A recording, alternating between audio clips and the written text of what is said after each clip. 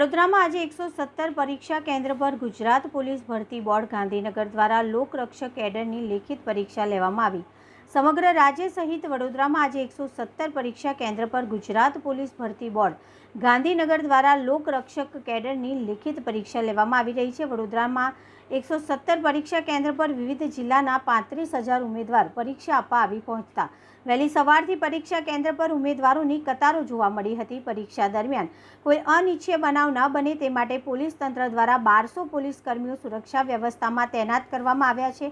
લોકરક્ષક કેડરની લેખિત પરીક્ષા આજરોજ વડોદરા શહેરના 117 પરીક્ષા કેન્દ્ર ઉપર લેવામાં આવી રહી છે।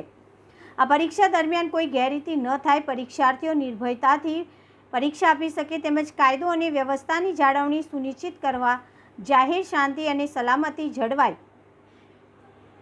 રહે તે માટે તેમજ મુક્ત, ન્યાયી અને સરળ સંચાલન માટે અને પરીક્ષામાં ગેરરીતિનો અટકાવવા વડોદરા શહેર પોલીસ કમિશનરે જાહેરનામું પ્રસિદ્ધ કરી કેટલાક પ્રતિબંધો ફરમાવ્યા છે।